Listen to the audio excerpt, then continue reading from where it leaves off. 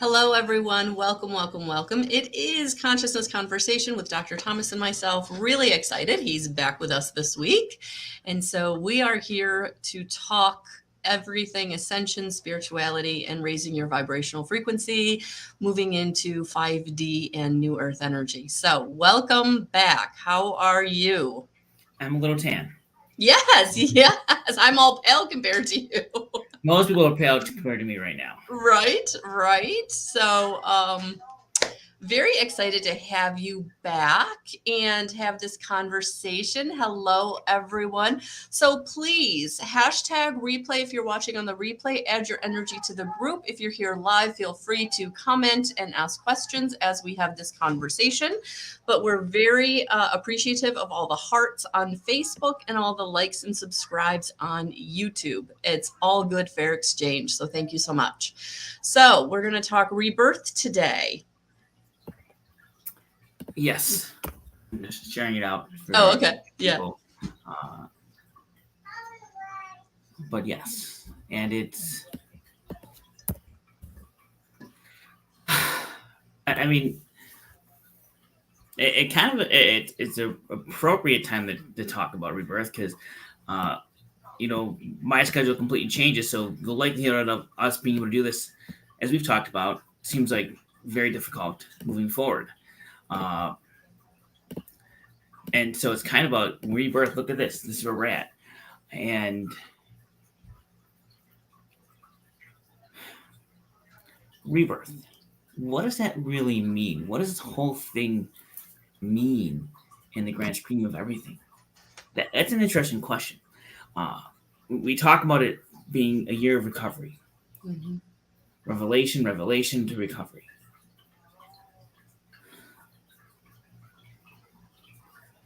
It starts with you. It starts with who you are. It starts with understanding you have the choice. You have the choice to choose to grow, to choose to increase your wisdom, to choose to become,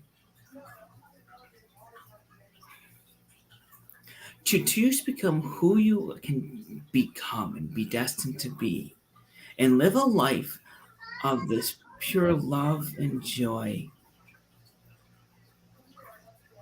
Or you can choose to live your life as it is right now, to find the happy place, settle in where you want to be, and we will love you for it. It is your complete choice. What we are offering, what we are showing to the world now, is that you now have that chance to rebirth yourself. But it starts with truly, more than anything else, you ready for this? It starts with going within. Now, we say these words, and so we're going to take a step back because we say these words, but they're not our words. So we're really going to take a step back. We're going to take a step back further than we've done before. And we're going to go back 2,000 plus years.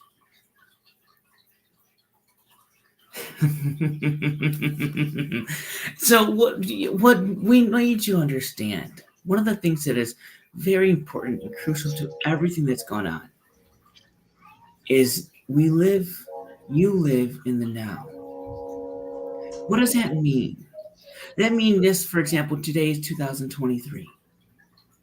You are in 2023, June 1, 2023. That is the now. The moment you are in right now is the now. What is happening to you today in the now is for the now. It is relevant for the time that you are in. It is to be understood the best it can for the time you are in, for the now. However, what you do, because this is who you are and how you've been trained for centuries beyond, is to live in the then. What do we mean by the then? A day ago, 5 days ago, a year ago, 10 years ago, 100 years ago, 1,000 years ago, 2,000 years ago, 3,000 years ago, 4,000 years ago. Which is okay to look back, to reflect, to learn of the lessons back then that were there. But we do not bring them to the now. Because the interpretations of the then are not relevant to the interpretations of the now. Because back then, they were given to them for what was needed back then. And often what you saw happen, as over time occurred, the interpretations became biased based upon those that are watching it, seeing it, interpreting it, agenda-sizing it. So I'm going to bring you to a story that we told him to read, listened to twice actually last week. Do you know why there's 4 Gospels in the New Testament? I do not. The Bishop Irenaeus made it very simple. There are 4 winds, north, south, east, and west. So, of course, there can only be 4 Gospels. There are 4 pillars of the sky. So, of course, there can only be 4 Gospels. Do you know how many there really were written? Well over 50 plus 60. Wow. But 4 were chosen because of 2 reasons. One, Bishop Irenaeus wrote a huge paper saying why, because of the 4, this real scientific stuff, okay? But do you know which gospel became the most prominent? It's simple. The most prominent one out of the 4 was written last. And if you look at the 3 others, there's a big difference between the 4th and the 3 others. The 3 others prophesize Jesus. You teach what he taught.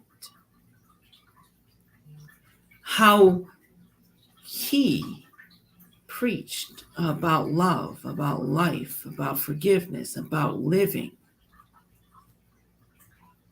But one was moved ahead. And the one that was moved ahead is eerily similar to one that was removed in how it began. The one that moved ahead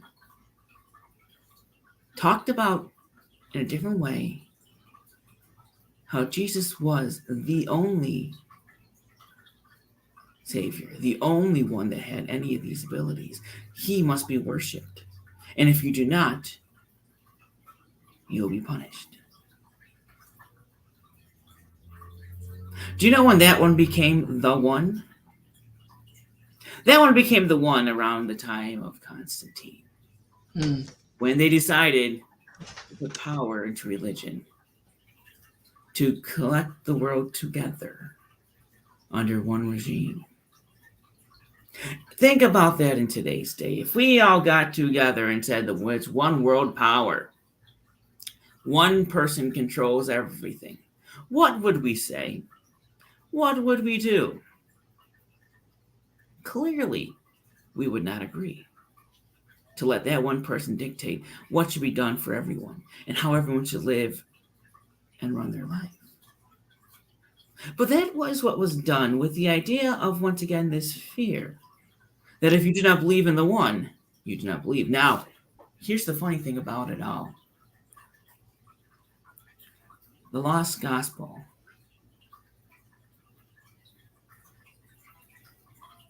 one of the lost gospels, we're not going to go into details, started off the same way as John. But the big difference was John was about the only way to find the truth. The only answer was to worship God and worship Jesus and no other. The other gospels all said Jesus taught, follow in his steps, follow in his ways. But the other one said, no, worship him, or you will suffer. But what was talked about in this one lost gospel was what Jesus said. To find the heaven, to find God, you must first go within and find yourself. When you go within and find yourself, you will find An amazing, unexpected, astonishing result. What you've been looking for. Right then and there. Because when you find the end, you find the beginning. When you find the beginning, if you can see the end like a child, you will see it all. Because what we seek, and what religion does, is seek the truth. Religion seeks the truth now outside of the self, seeks the truth in another place. But what was taught by Jesus, what was taught by many other prophets, not just him, what was taken away and stricken from the Testaments, was the seeking within to find the answers which will astonish you, which will bring you to the end and which will bring you to the beginning. Because you know what everyone is searching for the time? Searching for the time that this was all created and brought out there was for the end. They wanted to show what the end would look like, so that way we would fear the end and want to live in a way to provide for the now, to provide for direction, for control, for power. Because if they saw what the end truly looked like, there would be no worry. There would be no fear. There would be happiness and joy, and for that you must not be able to get power and control. So you had to have power and control in order to. So back then, what was done, we're not saying wasn't truth. What was done was for then. Because what was the truth for the now was not ready for the then. And so, while people can say they were tossed away, and tossed away because of power, greed, and control, yes, we know that bias all got into it, but they were tossed away because we were not ready for what was really needed. But do you realize when they were found? Do you know how important that was into the whole scheme of everything? Because people don't realize the importance of how it was in the scheme of everything. It was found in the 1900s. Why? Because that was when we needed it. That was when we needed to understand that what we've been teaching and learning for decades, for centuries, which while correct, which is while important, which helped us understand love to a new degree, now needed to be taken and built upon. Because if we seek inside of ourselves, if we truly search ourselves in love, and if those that are in the Christian faith search to find what Jesus spoke about, listening even to the three of peace, of love, forgiveness, and you bring that inside yourself, there will be peace, love, forgiveness. And you will soon find different truths and wisdom that will resonate with you. The scary thing is, when he talks to people about this stuff, the numbers of people that are willing to say, oh my goodness, yes, I've been thinking this for decades, but I was afraid to share my thoughts, is incredible. Because what is happening is we are learning from going within what these truths really are and what they mean and who we are. And so now this is the time, because we are recovering from all that has happened. We have rebirthed into this new consciousness for us to truly sit back and say, with discernment in our hearts, is what I'm being taught by others truly what I need to know for myself? Is what I've been taught for centuries, and not just with religion, is what I was taught and how to live. Think about slavery. Think about discrimination. We in this country were taught for hundreds of years that slavery was okay. That discrimination against women, blacks, Asians, minorities was okay and acceptable. Is it really? Think about that. How long it took for rights to be enabled to people. Because of how we held on to traditions, how power was needed for some people to not let go of things they believed were true. There are so many things in this world, even Darwinism, which have been hammered to us as truth. But even Darwin himself, before he passed, talked about how the truth of what my theories are not truly truth. And we're seeing that. And my goal is that someone proves me wrong, because then we found the truth and a new truth as we evolve as our own species and are able to discover truths within, that we are able to see more. And Darwinism's strongest of the fittest is not how communities, is not how societies survive. It's not. Research into different animal species have found it's never been survival of the fittest. It's been love and community, engagement together, doing our part for the whole. Not the strong will survive. Do you know who lived with that?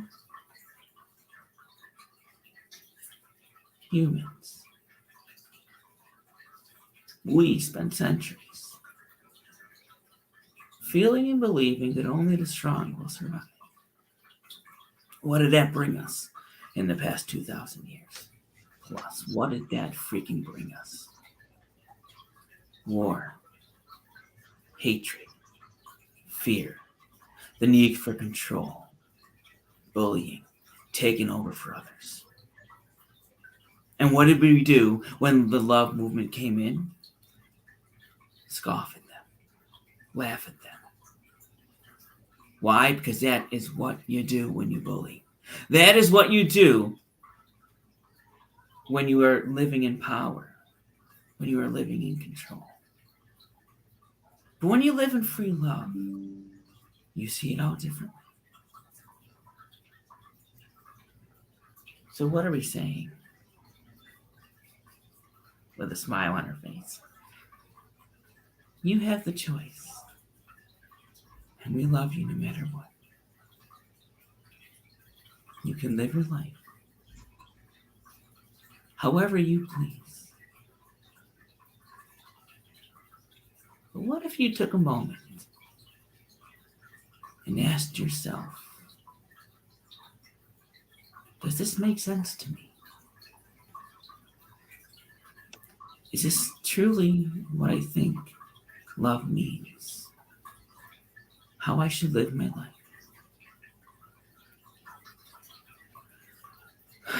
And what would happen if you let go of the fear of what other people think? Because your life could change drastically. Because even things we think are true always can be different when you learn a little more. When you open yourself up to understanding something that it resonates with your inner truth and his love as the core intentional component. Even him today, laying there on his bed in a meditation, he laughed at himself. Because he realized, even channeling, it ain't gonna happen the way it happens for everyone. And even we, as how we channel in, we are learning how to connect with the individual we are working with. Because everyone is different. Everyone learns differently, and we must learn how to connect not only with that individual, but with the people that are listening.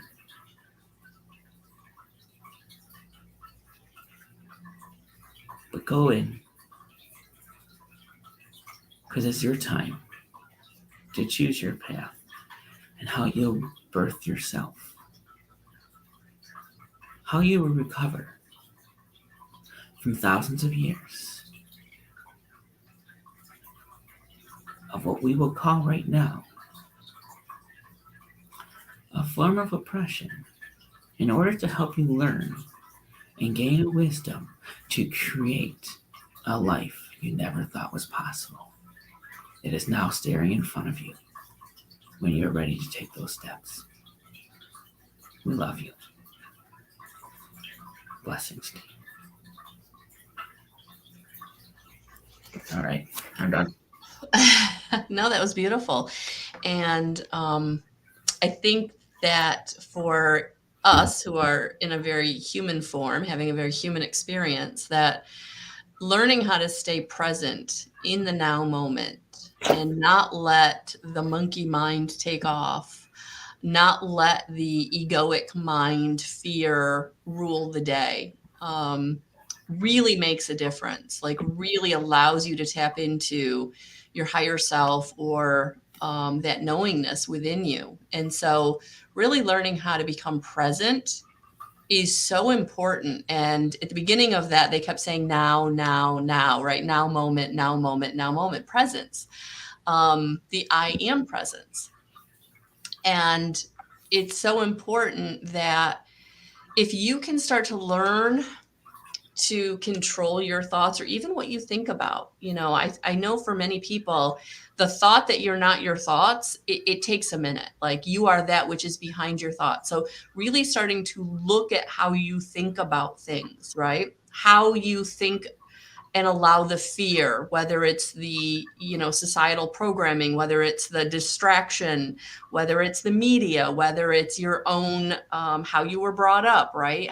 What religion you were brought into, whatever your kind of base of perception is from, right?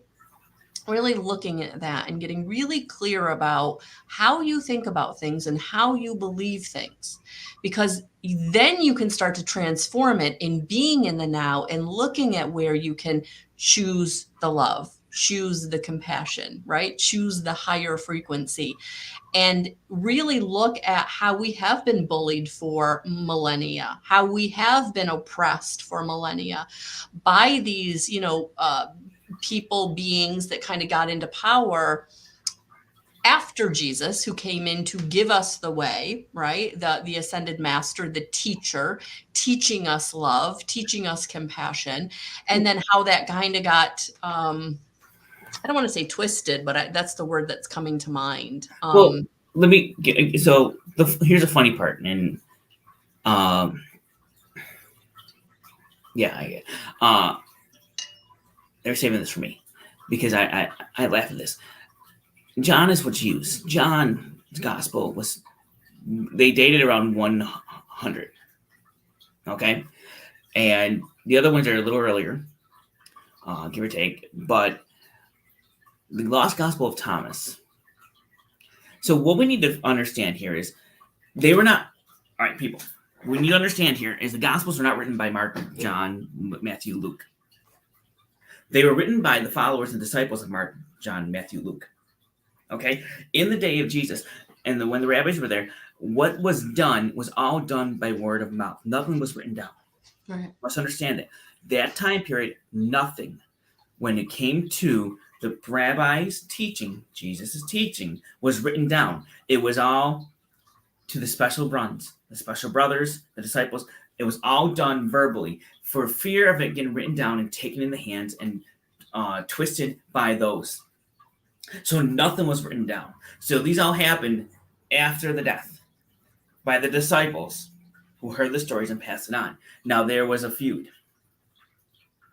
between, it's simple, between John and Thomas. Thomas, I'm not going to go into who Thomas is. But you look at it. They start off the same in the beginning with the Genesis. But then they go into the radical different views. Seeking from within, and you must only worship God, Jesus. Radical views change at that point. And then what John does is the opposite of what Jesus teaches. What masters say Jesus teach and the way they live is one, peace in all times. Two, you observe and act with compassion. Three, there's love in your heart. Love is what moves you forward. And four, you only speak well of others. That is what Jesus taught. That is the core aspects of not just Jesus, but many of the masters that are around. What John does is John puts Jesus as the one and the only, not just a prophet. What John then does is John doesn't like the idea that you can seek within, as Jesus taught, that those who come after him will be more powerful, that the kingdom of God is within. It's here. That's what Jesus teaches. John's not saying no. It's only this way. Okay? So once again, it's power of one. Think about that concept. Power of one. You have one power. Church comes in. Constantly, we need a power of one. Mm-hmm. That fits the mold. Now, here's a big difference between John and the others. John attacks Thomas. So John, 3 times, this is where Doubting Thomas is not in the others. Doubting Thomas is in John. Because John's trying to discredit Thomas's gospel, which is the opposite of him, because the John disciples want one and say it's only Jesus.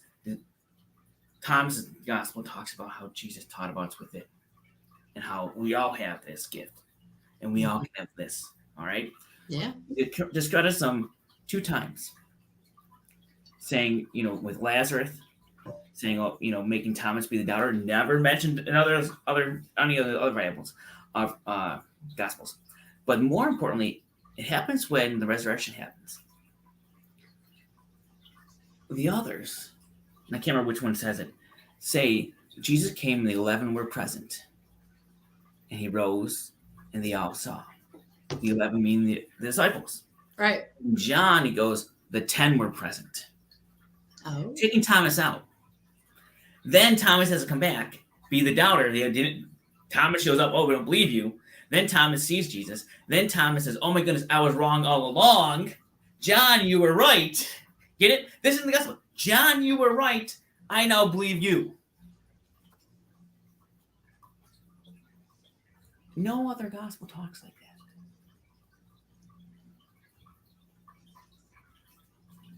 So I'm not saying we discredit it whatsoever. Because it's truths we must listen to. It must resonate with us. But as we evolve, as we go forward, we must understand the context of when everything was brought and use all the information we have to discern and come up with our own answers. And the scholars now date the Thomas Gospel 20 to 30, where originally it was 100. They pushed it up. And so the idea of this Gnostic, didn't come out, meaning false or heresy until Constantine and Bishop Irenaeus. They pushed that idea out there for the sole purpose. We need our agenda. Bring everyone together, which was great. Bring everyone together. If we didn't bring everyone together, who knows what would happen? Bring everything. That's a good thing. This is not saying anything was bad, but saying now that we understand, now that in the 1900s that more came out, and we're learning more, now that this reawakening is happening, now that we have come through this next phase, the next 26,000 year cycle, we have come to this. Our prophecies of the ancient texts are all saying now is the time. That we are now in a new era. The news things are changing. We are now getting these new texts. They were old texts, but now they're coming to light because they're all we are saying, I am saying.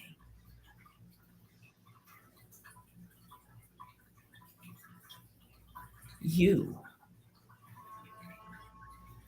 have the power to determine your truths. Have the power to think for yourself. Mm-hmm. You get to do this. Or not. That's up to you. But I'm going to say if love is not at the center core of your life, just like all the masters have all preached, love is the center core. Love. Yeah. Highest vibration. Frequency of the universe. If that is not at your core towards everyone, and you believe in things that are anti-love for any reason, rethink that. Is that truly what the message was? Because there's one gospel that says, only one, that says, I am it, you must me, or get. And all the others say, I'm a prophet coming here to teach, to show you how to live, to show you what love is like, that you should forgive, to live in love, and teach in the aspects of a master. Peace during all times of tribulation and all times. Observe, do not react. So compassionate action with that. Surround yourself from your heart center, where you have the highest magnetic field around the body, scientifically proven, surrounded with love and light. And then that will be given to others as they come into your field. And do not gossip. Speak well of others. Those are the principles and the aspects of not just Jesus, but all the masters that were out there. If you act on those, think about those and add them to your life. What does it mean for how you're going to live your life moving forward? Because now is the chance and time for you to do that. And we're all here with free will choice, so it is your choice. So with that, with leaving you with that question, and that it's a really great journal prompt. It's really great reflection. Where are you in your energy? Where are you in the field? Where are you in your belief? And what is it that you want to co-create your reality? And really looking at how you want to do that. And it is the frequency of love. All right, guys, thank you for being here. Thank you. Thank you, Dr. Thomas. And as always, the playlist is on YouTube, so check it out if you want to watch the replay or any other conversations. Have a beautiful rest of your day, guys, and we'll talk soon.